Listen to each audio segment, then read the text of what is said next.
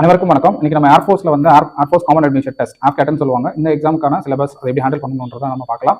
So air force நீங்கள் join பண்ணணும்னு நினைச்சீங்கன்னா இதர் சிடிஎஸ் எழுதலாம், இல்லைனா ஆஃப்கேட் வந்து எழுதலாம் காலேஜ் முடிச்சதுக்கப்புறம்.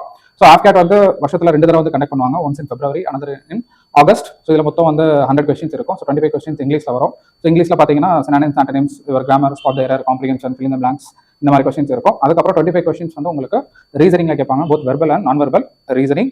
மேக்ஸ் எடுத்துக்கிட்டீங்கன்னா 25 கொஸ்டின்ஸ் இருக்கும். இதில் வந்து பேசிக் 10th லெவல் மேக்ஸ் தான் இருக்கும். டைம் அண்ட் டிஸ்டன்ஸாக இருக்கட்டும், இல்லைனா ப்ராஃபிட் லாஸ் ஸ்டேட்மெண்ட், இந்த மாதிரி பேசிக் ஆப்டிடியூட் மேக்ஸ் தான் இருக்கும்.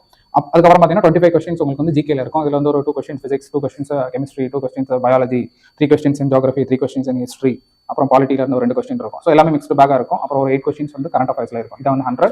ஸோ எக்ஸாம்ஸ்லேயே வந்து ஆஃப்கேட் வந்து உங்களுக்கு ரிலேட்டிவாக இதாக இருக்கும், ஈஸியாக இருக்கும்.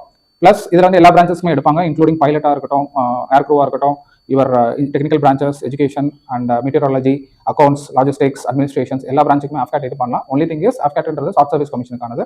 இது வந்து 10 இயர்ஸ் நீங்கள் ஒர்க் பண்ணிக்கலாம், 10 to 14 இயர்ஸ் எக்ஸ்டெண்ட் பண்ணிக்கலாம். சிலருக்கு பெர்மனெண்ட் ஆக்குவாங்க, சிலருக்கு பெர்மனெண்ட் ஆக்க மாட்டாங்க. இதான் ஒன்லி டிஃபரன்ஸ். ஓகே, ஸோ எங்கள் அகாடமியில் வந்து ஆஃப்கேட்டுக்கு வந்து 2 பேட்ச் வந்து எப்பயுமே போயிட்டு இருக்கும். இப்போ நீங்கள் காலேஜ் படிச்சுட்டு இருந்தீங்கன்னா வீக்கெண்ட் பேட்சஸில் வரலாம். காலேஜ் முடிச்சிட்டிங்கன்னா ரெகுலர் பேட்சில் வந்து வந்துக்கலாம். So regular batch Monday to Friday morning 9 to evening 4 வரைக்கும் இருக்கும். இயர்லி 2 பேட்ச் இருக்கும். So you can join as any of the batches as per your convenience. இல்லை நீங்கள் ஆன்லைனில் படிக்கணும்னாலும் தமிழ்நாடு, இந்தியாவிலேருந்து எங்கே வேணாலும் எங்ககிட்ட ஜாயின் பண்ணி நீங்கள் படிச்சுக்கலாம். Any further questions you can ask in the comments.